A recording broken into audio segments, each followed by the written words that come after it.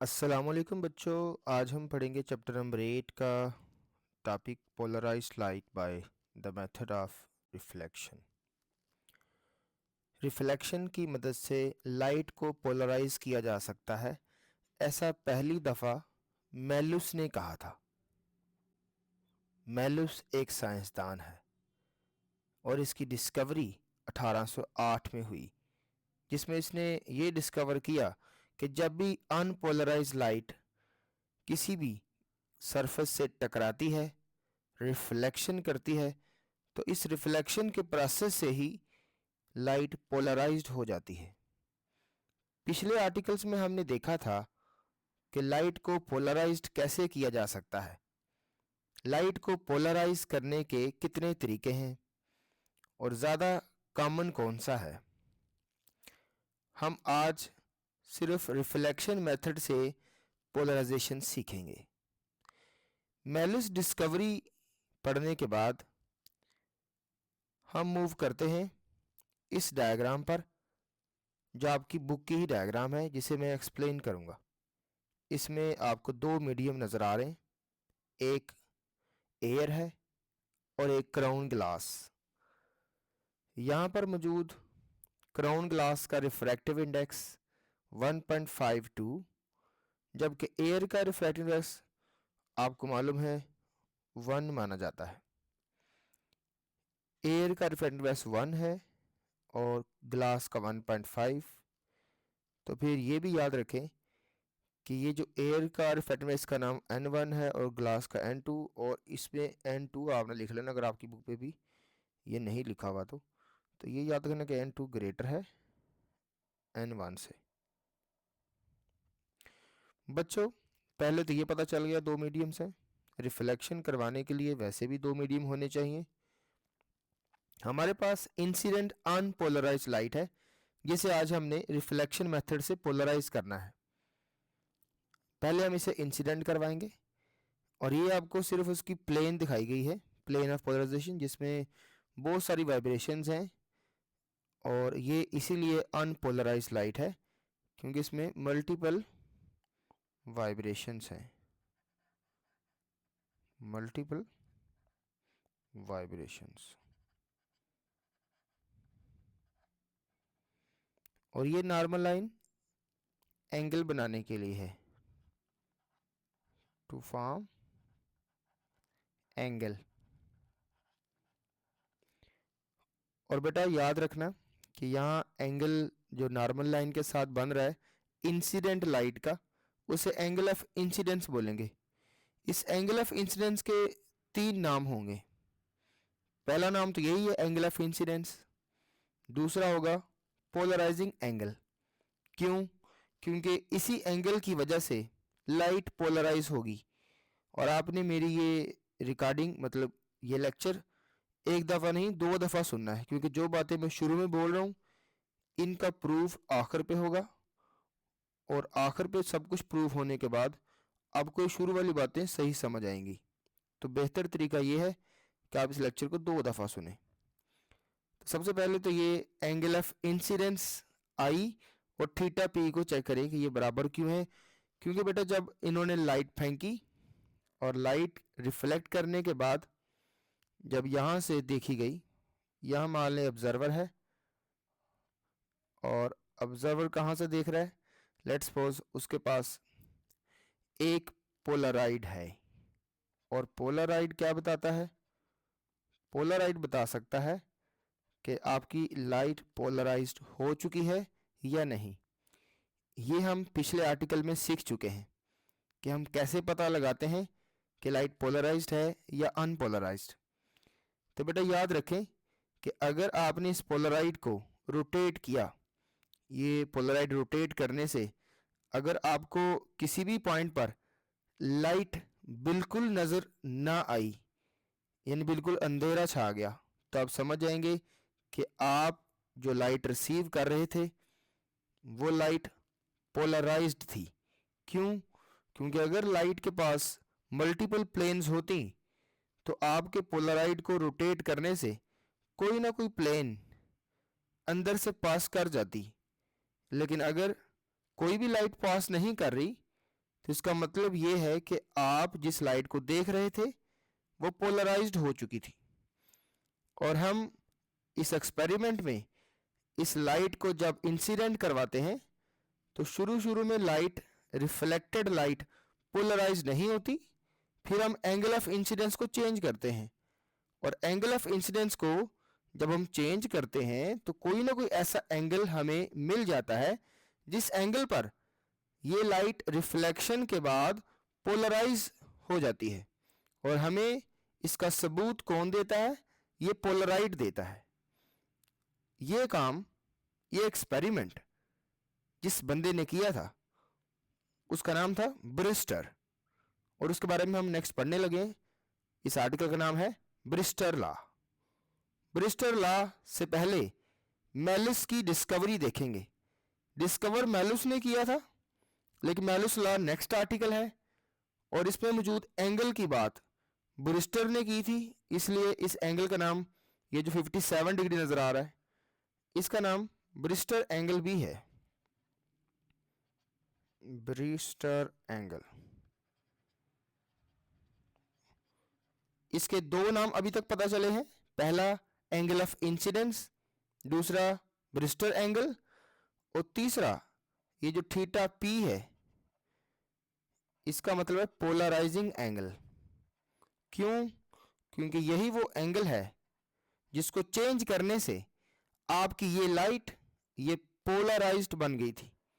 ये plane polarised light आपको शुरू में नहीं मिली थी।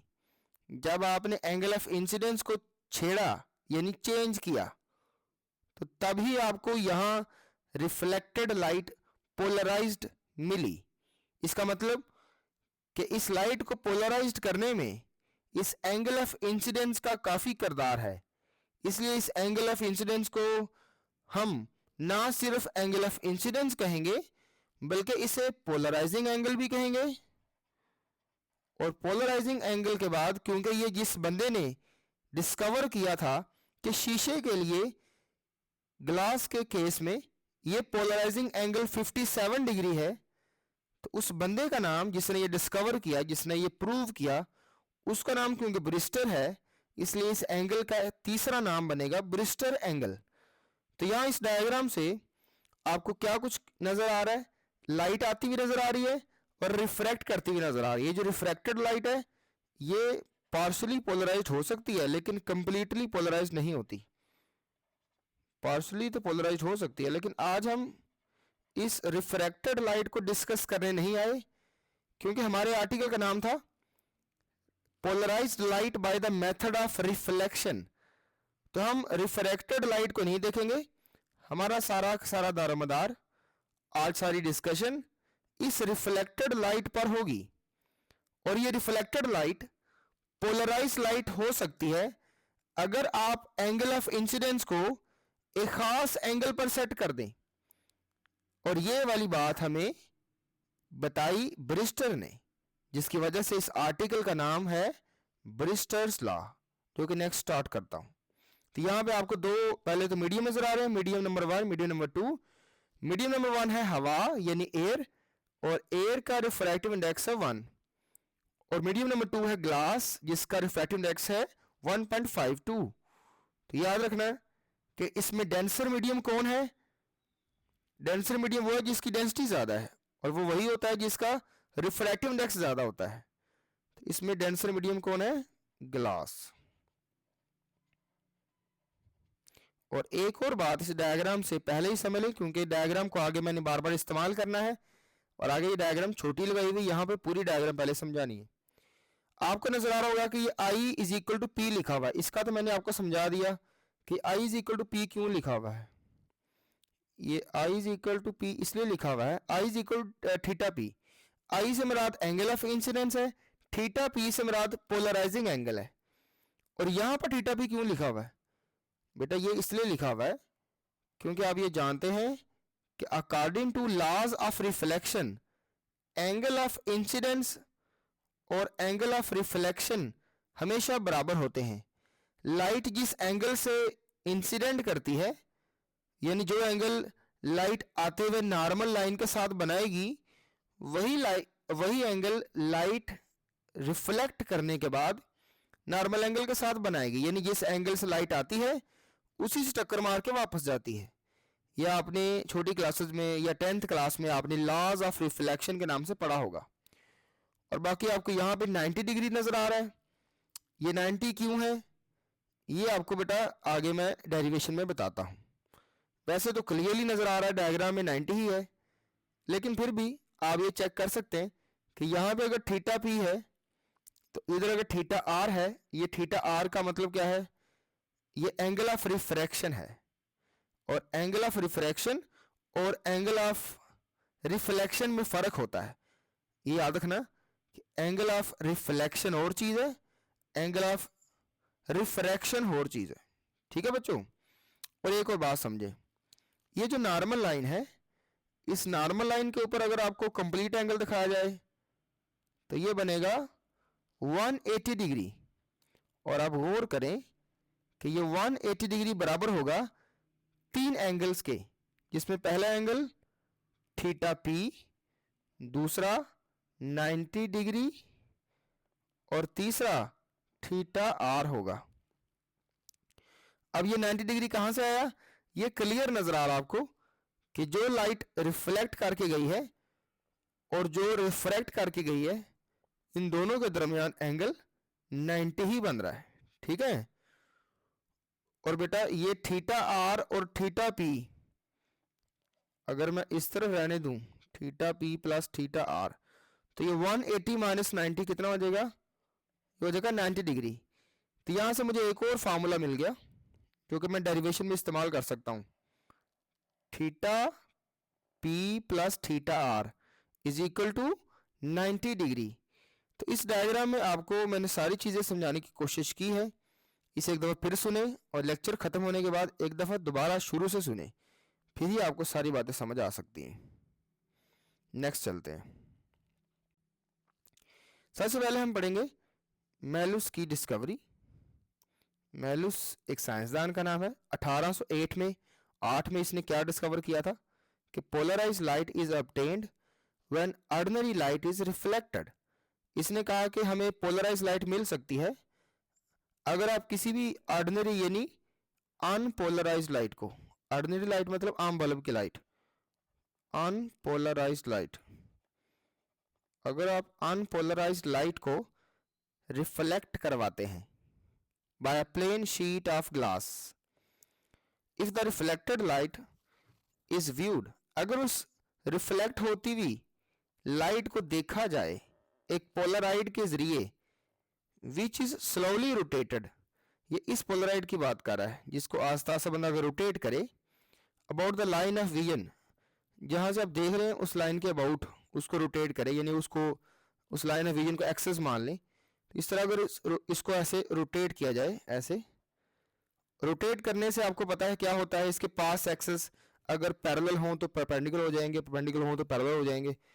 तो रोटेट करने से ही पता चलता है कि इसके अंदर से गुजरने वाली लाइट पीछे से पोलराइज्ड है या अनपोलराइज्ड है। अगर तो अनपोलराइज्ड होगी तो इसमें बहुत सारी प्लेन्स होंगी, और वो बहुत सारी प्लेन्स होने की वजह से इसको रोटेट करने से भी अंदर से लाइट कोई ना कोई पास कर ही जाएगी, कोई एक प्लेन ही ऑब्जर्व होगी, बाकी कोई दूसरी प्लेन तो ज़ाहिर परपेंडिकुलर होगी, जो अगर पास एक्सेस के परपेंडिकुलर होगी तो वो तो अंदर से पास नहीं करेगी, और जो प्लेन इस पास एक्सेस के पैरेलल होगी सिर्फ वही अंदर से गुजर पाएगी। इस वजह से हमें अगर लाइट नजर आ जाए तो हम समझेंगे कि ये वाली लाइट जो पीछे से आई है इस पोलराइड के अंदर गुजरी है वो अनपोलराइज्ड है, और अगर हमें लाइट नजर ना आई तो इसका मतलब होगा कि इस पोलराइड के अंदर से गुजरने वाली लाइट पोलराइज्ड हो चुकी है, क्योंकि पोलराइज्ड का मतलब होता है हैविंग वन प्लेन, और जब प्लेन ही एक होती है फिर पोलराइड के अंदर से गुजरते हुए वो जज़ब हो जाती है तो बाहर नहीं निकल पाती। तो ये आपको पिछला आर्टिकल सुनना पड़ेगा इसके लिए, पिछला आर्टिकल जिसका नाम था प्रोडक्शन एंड एनालाइजर, जिसमें हमने देखा था कि कैसे पैदा करते हैं लाइट और कैसे डिटेक्शन करते हैं, बल्कि production and detection of the polarised light, वो आर्टिकल आपको देखना पड़ेगा। अच्छा, तो अगर आप इसे रोटेट करते हैं the light is practically extinguished, extinguish मतलब खत्म हो जाए, प्रैक्टिकली ख़त्म हो जाए, आप देखेंगे उसे रोटेट करके कि आपकी लाइट पोलराइड से गुजरने के बाद मुकम्मल तौर पर ख़त्म हो जाएगी at a certain orientation of the polaroid. Polaroid को अगर आप एक ख़ास ओरिएंटेशन पर ले जाते हैं घुमाते हुए, तो जैसे ही ये फर्ज करें इसके अंदर से पीछे से अगर पोलराइज लाइट आ रही होगी तो उसके पास कोई एक ही प्लेन होगी। तो अगर तो आपके पोलराइड के पास ये वर्टिकल पास एक्सेस होंगे और आने वाली लाइट के पास फर्ज करें उसके पास अगर हॉरिजेंटल प्लेन मौजूद है, प्लेन ऑफ वाइब्रेशन, तो आप इसे जब रोटेट करेंगे अपने पोलराइड को, तो रोटेट करने से आपके पोलराइड के जो पास एक्सेस हैं वो भी रोटेट हो जाएंगे। पहले वो वर्टिकल थे, अब हॉरिजेंटल हो जाएंगे, और जब अगर हॉरिजेंटल हैं तो वर्टिकल हो जाएंगे। तो इस तरह से कोई ना कोई ओरिएंटेशन ऐसी होगी जो इस प्लेन को ऑब्जर्व कर लेगी, और अगर वर्टिकल करेंगे तो ये हॉरिजेंटल वाली ऑब्जर्व होगी, अगर हॉरिजेंटल करेंगे तो ये वर्टिकल वाली ऑब्जर्व हो जाएगी। इसका मतलब कि आप अगर पोलराइड को रोटेट करते हैं तो फिर आप अनपोलराइज लाइट को या पोलराइज लाइट जो पीछे है उसको पहचान सकते हैं, आप डिटेक्ट कर पाते हैं रोटेशन से। तो बच्चे हमने ये देखा कि जो सबसे सूटेबल एंगल था इंसिडेंस एंगल वो 57 डिग्री था। शीशे के केस में ग्लास के साथ जब रिफ्लेक्शन हुई, ग्लास से जब रिफ्लेक्शन हुई लाइट की, तो जो मोस्ट सूटेबल एंगल था एंगल ऑफ इंसिडेंस वो 57 था, जिस पर फॉर विच, ये बात इंपॉर्टेंट है, ये वो एंगल है 57 डिग्री जिस पर रिफ्लेक्टेड रे यानी रिफ्लेक्ट करने वाली रे जो है वो बिकम्स प्लेन पोलराइज्ड, वो प्लेन पोलराइज्ड बन गई। इसका मतलब कि ये चेक किया गया, डिस्कवरी के अंदर ये देखा गया कि एक खास एंगल ऐसा है जिस पर रिफ्लेक्टेड लाइट प्लेन पोलराइज्ड हो जाती है, और यही चीज़ आपको डायग्राम में दिखाई भी गई है, रे डायग्राम में। दिस प्रूव्स दैट, इससे ये साबित होता है कि light reflected by the glass, light जो कि ग्लास से रिफ्लेक्ट करके जाती है, इज प्रैक्टिकली प्लेन पोलराइज्ड, और वो रिफ्लेक्शन के बाद पोलराइज्ड हो चुकी होती है। लाइट इस तरह से एक और आपको मिसाल दी गई है कि लाइट जो सरफेस ऑफ द टेबल से रिफ्लेक्ट हुई थी वो उन्होंने देखा कि वो डार्कर होती गई जब उस लाइट को देखा गया थ्रू द रोटेटेड पोलराइड। यानी जब आपने पोलराइड को रोटेट किया तो आप देखते हैं कि पोलराइड की रोटेशन के दौरान एक वक्त ऐसा भी आता है कि जब आपको उस पोलराइड से लाइट बिल्कुल नज़र नहीं आती, जिसका मतलब यह है कि उस पोलराइड के अंदर से गुजरने वाली लाइट क्या हो चुकी है, पोलराइज्ड हो चुकी है। ठीक है बच्चों, तो ये हमने जो बुक की वर्डिंग है उसको भी सीख लिया। अब आगे बढ़ते हैं, नेक्स्ट स्लाइड में क्या है। अब आपको ब्रिस्टर लॉ की स्टेटमेंट बताते हैं। ये साइंसदान है ब्रिस्टर, और ये 1811 में एक कैलकुलेशन करता है। ये कैलकुलेशन हम भी करेंगे। हम देखेंगे कि इस बंदे ने क्या साबित किया है, इस बंदे की क्या स्टेटमेंट थी जिसे हम ब्रिस्टर लॉ कहते हैं। और आपको अभी तक मैं पीछे इतना बता चुका हूं कि ये जो एंगल ऑफ इंसिडेंस है, इस एंगल ऑफ इंसिडेंस के 3 नाम हैं। एक एंगल ऑफ इंसिडेंस, दूसरा एंगल ऑफ पोलराइजेशन, और तीसरा ब्रिस्टर एंगल। वो क्यों? क्योंकि ये ब्रिस्टर एंगल इसलिए कहलाता है क्योंकि बेटा इस बंदे ने ही ये पता लगाया था कि इस खास एंगल पर, ये जो 57 डिग्री था, इस खास एंगल पर ही ये वाली रिफ्लेक्टेड लाइट पोलराइज्ड हुई थी। ध्यान से सुने मेरी बात। ये लॉ की स्टेटमेंट क्या होगी? लॉ की सिर्फ ये स्टेटमेंट है कि जब भी कभी आप लाइट को इंसिडेंट करवाएंगे तो एक खास एंगल ऑफ इंसिडेंस जो कि शीशे के लिए 57 डिग्री है, उस एंगल ऑफ इंसिडेंस के आते ही आपकी रिफ्लेक्टेड लाइट प्लेन पोलराइज्ड बन जाएगी। अदरवाइज आपकी रिफ्लेक्टेड लाइट प्लेन पोलराइज्ड नहीं होगी जब तक आप इस एंगल ऑफ इंसिडेंस को खास नहीं करेंगे, मतलब 57 डिग्री तक नहीं करेंगे। अगर आपका एंगल ऑफ इंसिडेंस 57 डिग्री तक नहीं है तो फिर आपके पास रिफ्लेक्टेड लाइट भी प्लेन पोलराइज्ड नहीं है। यह बात हमें बताने वाला कौन है? ब्रिस्टर, जिसकी वजह से इस लॉ का नाम क्या होगा, ब्रिस्टर लॉ। और ये कैल्शियम क्रिस्टल क्या है, ये एक पोलराइड है। नेक्स्ट बेटा इसकी स्टेटमेंट देखते हैं। अब ब्रिस्टर लॉ में फिर से वही डायग्राम आ गई। इसी डायग्राम से हम इस लॉ को साबित भी करेंगे, ड्राइव भी करेंगे। अब डेरिवेशन करनी क्या है, पहले वो स्टेटमेंट समझ लेते हैं। जब अनपोलराइज लाइट को, ये स्टेटमेंट देखें सब बच्चे, जब अनपोलराइज्ड लाइट को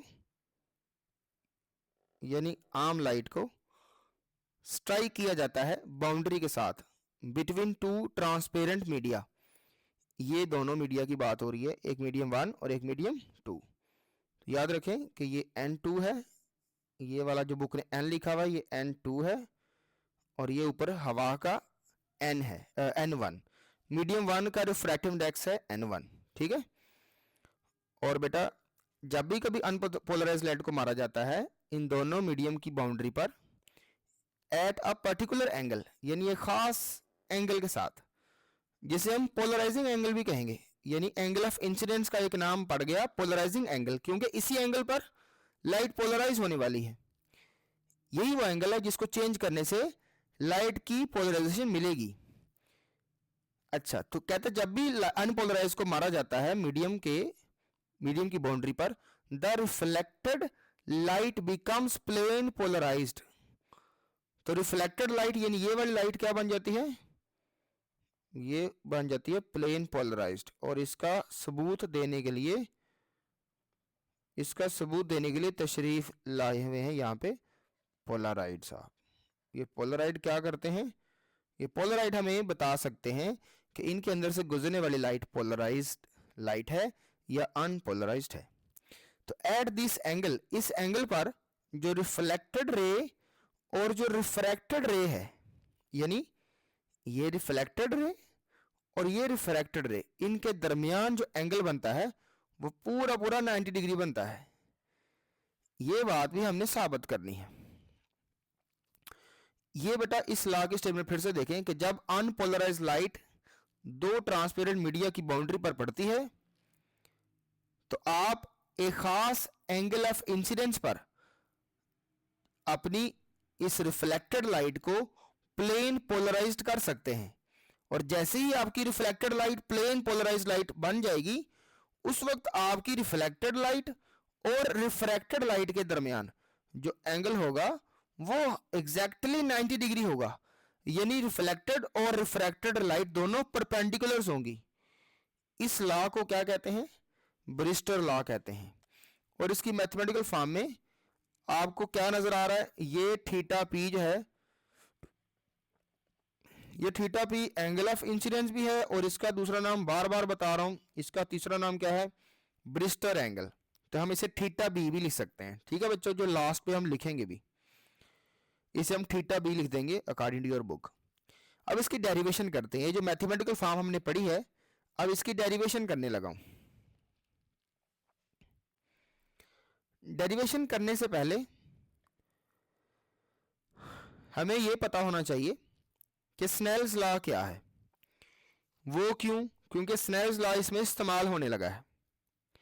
अगर हमारे पास ग्लास है एज ए मीडियम और इस ग्लास के ऊपर लाइट पड़ती है, ये लाइट इंसिडेंट लाइट मान लो, जो पड़ती है उसका नाम इंसिडेंट, और यहाँ पे एक नॉर्मल लाइन बना लेते हैं, नॉर्मल लाइन जो कि एंगल चेक करेगी, जो एंगल बताएगी। यहाँ पे एंगल ऑफ इंसिडेंस बन रहा है जी आई, और यहाँ से लाइट आ रही है, यानी हवा से अगर आ रही है तो हवा का रिफ्रैक्टिव इंडेक्स वो लेट कर लेते हैं N1, और इस I को हम लिख लेते हैं आज θ1। और लाइट इसी तरह से जब अंदर से गुजरेगी और जब ये रिफ्रैक्ट करेगी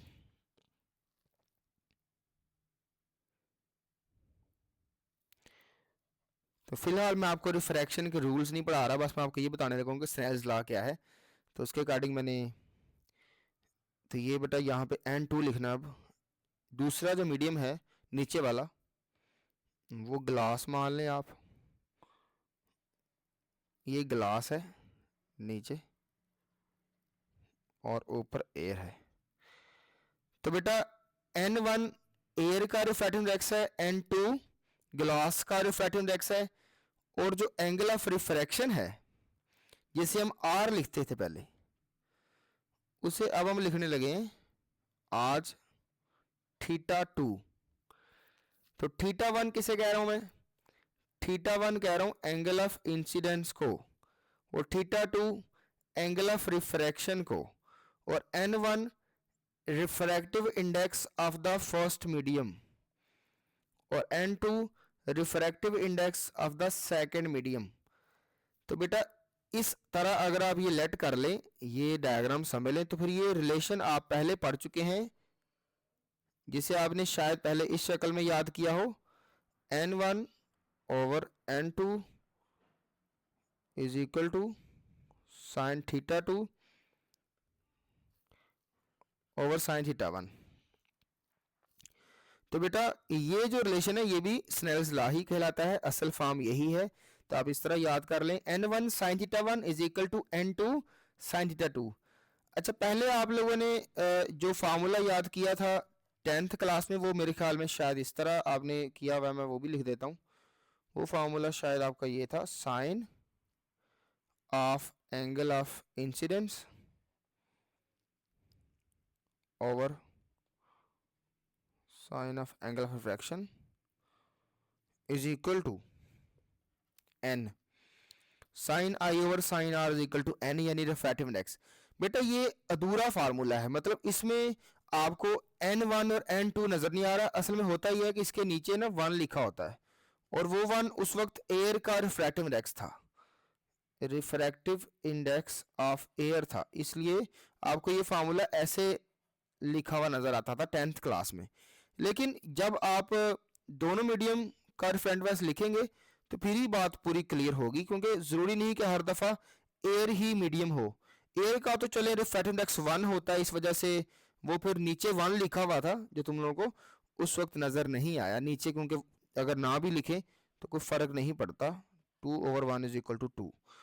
तो इसलिए ये फार्मूला आप याद कर लें, N1 sin θ1 is equal to N2 sin θ2। इसमें N1 से मुराद पहले मीडियम का रिफ्रैक्टिव इंडेक्स, N2 से मुराद दूसरे मीडियम का या डेंसर मीडियम का रिफ्रैक्टिव इंडेक्स कर लें, और θ1 is angle of incidence and θ2 is the angle of refraction, reflection नहीं रिफ्रैक्शन। तो ये हो गया आपका रीकैप। हमने कर लिया रिकॉल स्नेल्स लॉ को, ताकि हम इसे यूज कर पाएं। अब इसे आपने ज़बानी याद रखना है। अब इसे मैं इस्तेमाल करने लगा हूं अगले डेरिवेशन में। तो डेरिवेशन करते हैं जी। सबसे पहले हम यूज करेंगे स्नेल्स लॉ ही, ठीक है। तो यूजिंग स्नेल्स लॉ,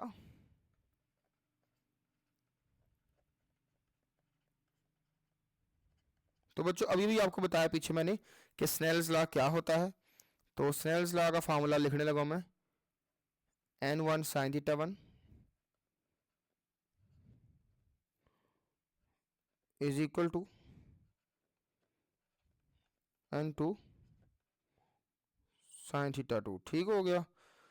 अब यहां पर बेटा मैं आपके लिए ये भी लिख दूं कि θ1 मैं रिप्लेस करने लगा हूं अपनी डायग्राम के मुताबिक, क्योंकि मेरे पास जो डायग्राम है उस पर मैंने θ1 नहीं लिखा हुआ, बल्कि θp लिखा हुआ है या I लिखा हुआ है, ठीक है। तो आप भले I लिख लें, लेकिन θp हम लिखेंगे ताकि हम एंगल ऑफ पोलराइजेशन को ही प्रूव कर पाए। θ1 की जगह हम लिखेंगे एंगल ऑफ इंसिडेंस, और एंगल ऑफ इंसिडेंस लिख दें, या आप θp लिख दें, या आप एंड पे जाके θb भी लिख सकते हैं इसको, क्योंकि ये एंगल ऑफ इंसिडेंस भी है, ये पोलराइजिंग एंगल भी है, और ये बेटा बरिस्टर एंगल भी है, ठीक है। इसी तरह से आप θ2 के बारे में देखें तो वो किसके बराबर है, ये θ2। ये θ2 कौन सा एंगल है, जल्दी से बताएं। शाबाश। ये ना समझें कि ये वाला एंगल है, क्योंकि ये वाला एंगल तो वही है θp ही। क्यों? क्योंकि ये एंगल ऑफ रिफ्लेक्शन और एंगल ऑफ इंसिडेंस तो बराबर ही होते हैं। तो θ2 फिर कौन होगा, ये वाला θ2। वेरी गुड, शाबाश। तो θ2 असल में एंगल ऑफ रिफ्रैक्शन है, ठीक है। तो आप इसे θr लिखेंगे। तो यहां तक मेरे ख्याल में क्लियर है आपको। अब आप सिर्फ वैल्यूज पुट करें तो ये फार्मूला आपका बन गया n1 sine theta one, sorry theta one नहीं बल थीटा पी और इज इक्वल टू, चलो मैं ये रेज ही कर लेता हूँ, थीटा पी ये हो गया polarising is equal to n two sine theta r. ठीक हो गया जी, यहाँ तक सब बच्चों को क्लियर हो जाना चाहिए। तो अब हम आगे बढ़ते हैं, अगला काम यहाँ कर लेते हैं जी। तो बच्चे ये फार्मूला जो मैंने बनाया, अब इसमें मुझे चाहिए थीटा आर की वैल्यू। थीटा आर की क्यों, थीटा पी की क्यों नहीं, थीटा आर की वैल्यू क्यों निकालने जा रहा हूं बेटा, क्योंकि थीटा पी तो मैंने फाइंड करना ही है, उसका तो फार्मूला बनाना ही है, एंगल ऑफ पोलराइजेशन का ही तो फार्मूला बनाना है। तो उसका फार्मूला बनाने के लिए मुझे थीटा आर पुट कर लेना चाहिए। ठीक हो गया, तो मैं थीटा आर इसमें पुट कर दूंगा। वो कहाँ से लूंगा, वो आपको याद होगा, मैंने पीछे आपको डायग्राम से एक फार्मूला बना के दिया था, वो अगर आप भूल गए हैं तो वीडियो को दोबारा सुने। तो मैंने पीछे आपको ये समझाया है कि किस तरह से ये डायग्राम से हम प्रूव कर सकते हैं कि theta p plus theta r is equal to है 90 डिग्री के।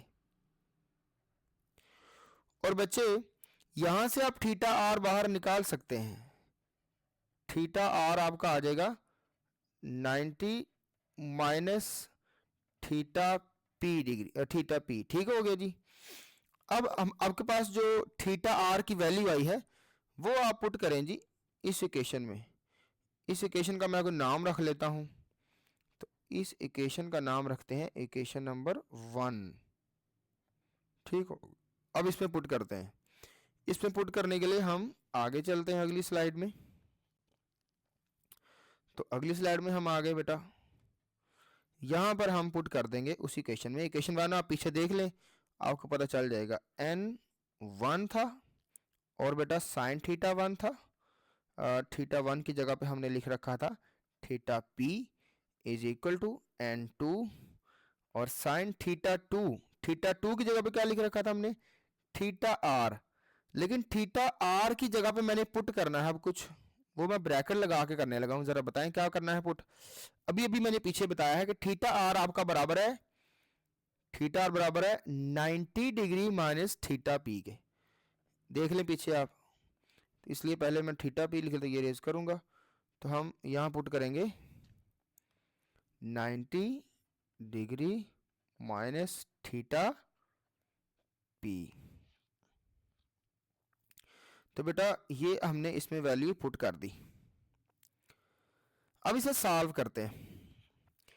बेटा एक बात याद रखें, जो मैथ वाले बच्चे हैं उन्होंने तो ये पढ़ा हुआ फार्मूला, लेकिन मेडिकल वाले बच्चों के लिए वैसे तो इसको सॉल्व करने के दो तरीके हैं, क्योंकि मैथ मैं भी एफएससी तक पढ़ाता हूँ, तो ये दो तरीकों से सॉल्व होता है इस तरह का। ये ट्रिग्नोमेट्री के अंदर पढ़ाया जाता है।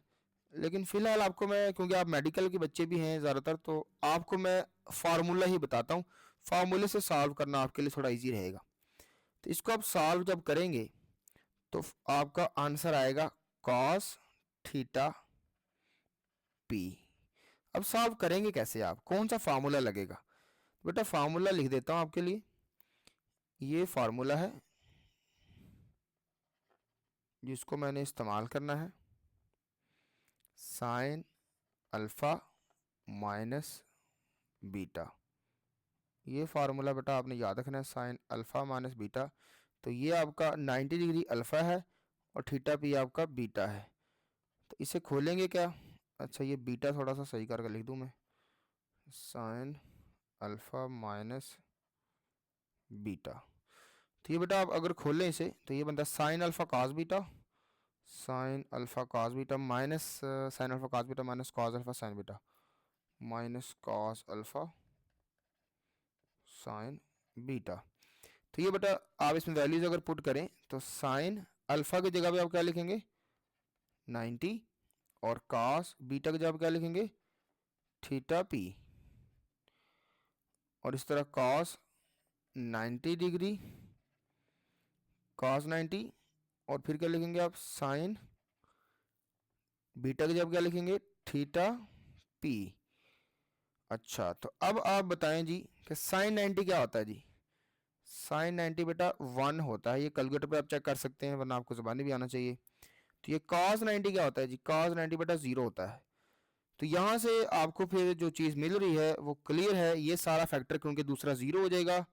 तो मिल रहा आपको क्या रहा है फिर, cos थीटा पी मिल रहा है। शाबाश, वेरी गुड। तो ये cos थीटा पी जो आपको मिल रहा है, ये मैंने यहाँ पे लिखा है, चेक करें। Sine 90 minus theta p is equal to cos theta p. इसका मतलब कि मैं तो फिर यहाँ पर साइन 90 माइनस थीटा पी की जगह पर कॉस थीटा पी लिख सकता था। तो वही मैंने लिखा है बेटा। अब मैं ये सारा रेज करता हूँ जो फार्मूला, आप इसका स्क्रीनशॉट ले लें, और मैं अभी ये इतना इतने रेज कर देता हूँ क्योंकि इसके बाद जगह नहीं है मेरे पास। तो बेटा ये हमने रेज कर दिया सारा कुछ।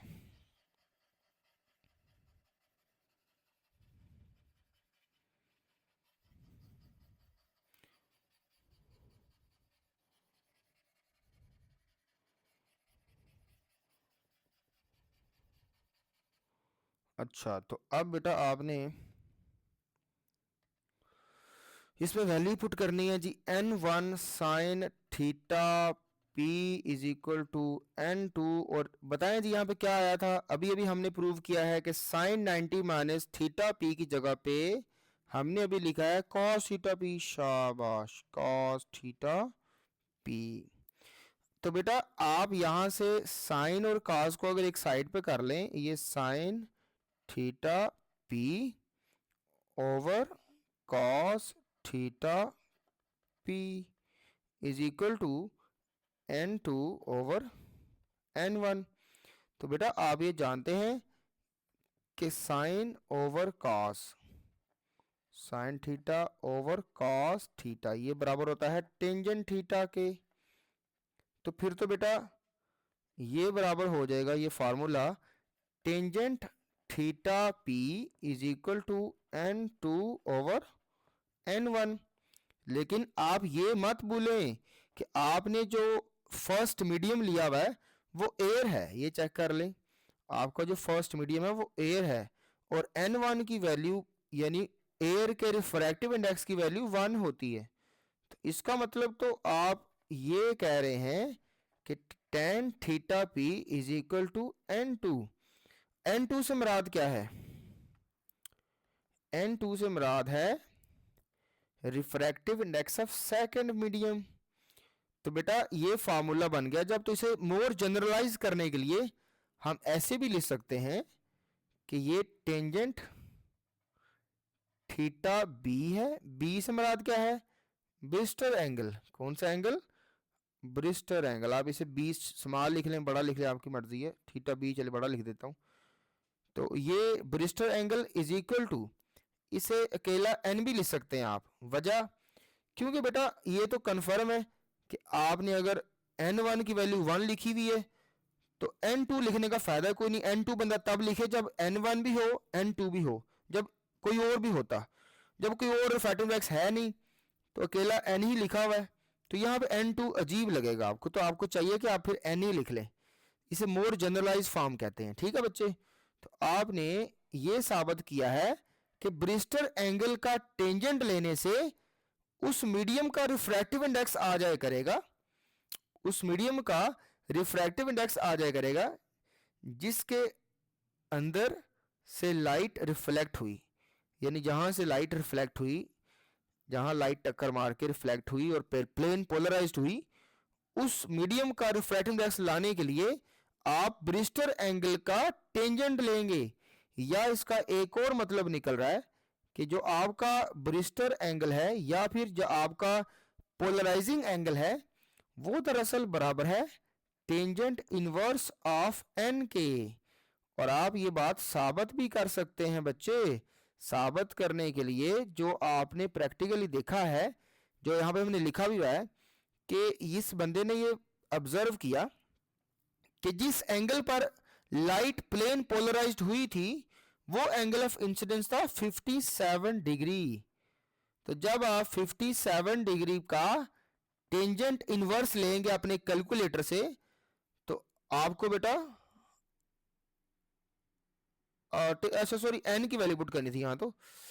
एन की वैल्यू जब आपने पुट करनी है तो एन की वैल्यू 57 डिग्री नहीं, एन की वैल्यू है हमारे पास यहाँ पे 1.52 1.52, क्योंकि बेटा ये फार्मूला देखें थीटा ये थोड़ा छुप रहा है, यहाँ पे एन नहीं लिखा हुआ नजर आ रहा, ठीक एन लिखा हुआ असल। तो अब ये एन की वैल्यू 1.52 पुट करें तो क्या आंसर आता है कैलकुलेटर पे जरा देख के बताएं। tan इनवर्स 1.52 करना है, tan इनवर्स यानी टेंजेंट इनवर्स 1.52, और इसका आंसर आपका आएगा बच्चे, इसे जरा कैलकुलेट करके बताना, इसका आंसर आएगा आपका 57 डिग्री। ठीक है, तो 57 डिग्री ही तो हमारा एंगल ऑफ पोलराइजेशन है, इसका मतलब उसी को हम थीटा बी कह सकते हैं। तो ये यहां से हमने ये भी सीख लिया कि आपने अगर अपने रिफ्रैक्टिव इंडेक्स एन का टेंजेंट इनवर्स ले लिया तो आपको ब्रिस्टल एंगल मिल जाएगा। ठीक है, तो इस फार्मूले के जितने भी मतलब बनते हैं वो हमने जनाब देख लिए। अब आगे बढ़ते हैं। तो ये आपकी बुक की जनाब एक्सप्लेनेशन है, बुक ने किस तरह से इसको ड्राइव किया ये भी आप देख लें, और जो चीज़ें मैंने लिखी हैं उनको इसके साथ रिलेट करें, यहाँ पे चीज़ें लिखें। मैंने यहाँ से स्टार्ट लिया है, मैंने पहले स्नेल्स लॉ लिखा, इस फार्मूले को लिखने के बाद मैंने फिर बाद में ये वैल्यू पुट की, और बुक ने ज़रा, आपको पता टेक्स्ट बुक हमेशा ऐसे ही करती है कि पहले चीज़ें रेडी कर लेती है और उसके बाद फार्मूले में इस्तेमाल करती है, लेकिन मैं जब करवाता हूँ तो मैं पहले चीज़ें नहीं निकालता, मैं पहले फार्मूला लिखता हूँ, जो रिक्वायर होती है चीज़ उसके लिए फिर मैं आगे ऐसे लिख देता हूँ जो भी चीज़ चाहिए होती है। जैसे मुझे चाहिए था थीटा आर, तो मैंने थीटा आर के लिए फिर आगे ये थीटा आर के लिए फिर आपको ये वाली चीज़ लिख के दी थी मैंने। ठीक है, तो यहाँ से आप देख लें कि किस तरह से आपकी बुक ने किया है, और ये सारा काम हम कर चुके हैं बच्चों। तो ये आर्टिकल एक लॉन्ग क्वेश्चन था, आपका हो गया क्लियर। तो ब्रिस्टल एंगल की अब डेफिनेशन करते हैं। तो आपको बता चुका हूं कि ब्रिस्टल एंगल कोई नई चीज नहीं बल्कि ये एंगल ऑफ इंसिडेंस ही है। शाबाश, ये वो एंगल है जिस एंगल पर आपकी लाइट इंसिडेंट कर रही थी। The angle of incidence at which the reflected light, ये वो खास एंगल ऑफ इंसिडेंस ही है जिस पर आपकी light is perfectly plane polarised. आपकी लाइट क्या बन गई थी? Plane polarise. यानी ये फिर से समझ लो जिन बच्चों को पहले समझ नहीं आई, बेटा हुआ ये है कि शुरू में जब हमने लाइट फेंकी तो एंगल ऑफ इंसिडेंस हमारा कुछ और था, 57 डिग्री नहीं था। तो मान लो कि 30 था, 30 40 कुछ भी, तो उस पर, उस एंगल ऑफ इंसिडेंस पर हम यहां से जब देख रहे थे अपने पोलराइड के जरिए, तो हमें लाइट मुकम्मल तौर पर खत्म होती हुई नजर नहीं आ रही थी, जिसका मतलब यह है कि उस वक्त ये वाली लाइट मुकम्मल तौर पर पोलराइज नहीं थी। लेकिन हमने अपने एंगल ऑफ इंसिडेंस को साथ साथ चेंज किया, इसको हम चेंज करते गए एंगल ऑफ इंसिडेंस को। ठीक है, ये एंगल ऑफ इंसिडेंस को हम चेंज करते गए, और एक वक्त आया कि हमारा एंगल ऑफ इंसिडेंस जब 57 डिग्री हो गया, तो एंगल ऑफ इंसिडेंस जैसे 57 डिग्री हुआ उस वक्त हमारे यहाँ रोटेशन की वजह से, इस पोलराइड की रोटेशन की वजह से हमने देखा कि हमें यहाँ पे कोई लाइट नजर नहीं आई। जैसे ही लाइट नजर आना बंद हुई तो हम समझ गए कि ये वाली लाइट तो पोलराइज्ड हो चुकी है, क्योंकि हमने तमाम एंगल्स के लिए इस पोलराइड को बार बार रोटेट करके चेक किया था, तो किसी और एंगल के लिए लाइट मुकम्मल तौर पर बंद नहीं हुई थी, लाइट मुकम्मल तौर पर खत्म नहीं हुई थी, सिर्फ और सिर्फ एक ही एंगल पर हुई थी, और वो एंगल जिस पर लाइट मुकम्मल तौर पर नजर आना बंद हो जाए वो समझ जाए कि वो angle of incidence polarising angle है, और वो रिफ्लेक्टेड लाइट पोलराइज्ड लाइट है, और उस एंगल ऑफ इंसिडेंस की ग्लास के लिए, शीशे के लिए वैल्यू 57 डिग्री है, और क्योंकि ये सारा कुछ ब्रिस्टर कर रहा है तो इस एंगल का नाम ब्रिस्टर एंगल बी है, और ये शीशे के लिए कितना होता है? 57 डिग्री होता है। क्लियर हो गया बच्चों? और ये फार्मूला देख लें आप, tangent theta p is equal to n two over n1, here n1 is the refractive index of the medium 1, यानी ये 1 की वैल्यू, और ये 1.52, और यही बात मैं पीछे आपको प्रूव करके दे चुका हूं। तो क्लियर हो गया? आई होप कि आपको सब क्लियर हो गया है, लेकिन आगे आप एक वीडियो जरूर देखें जिससे आपको मजीद क्लैरिटी मिलेगी। ठीक है, इसको सुने जरा सब सही तरह से। अब Polarization by reflection.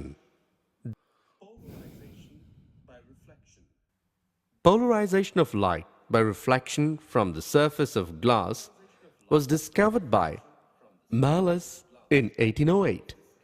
He found that polarized light is obtained when ordinary light is reflected by a plain sheet of glass.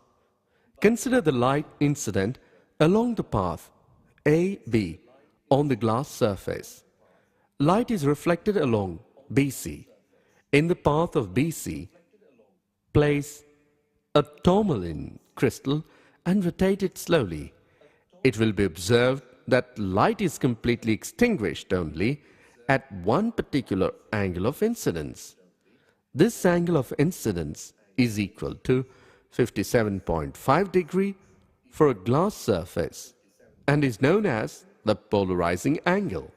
Similarly, polarized light by reflection can be produced water surface also.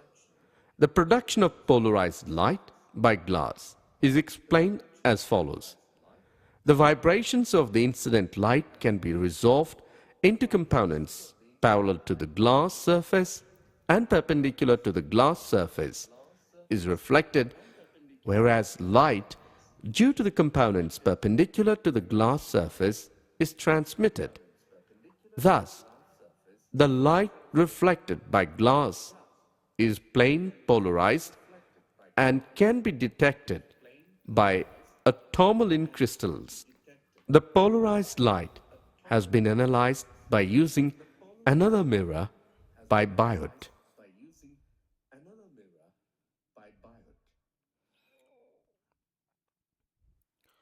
तो बच्चों, आप लोगों ने इस पूरे lecture को दोबारा सुनना है और फिर ही आपको ये कंप्लीट समझ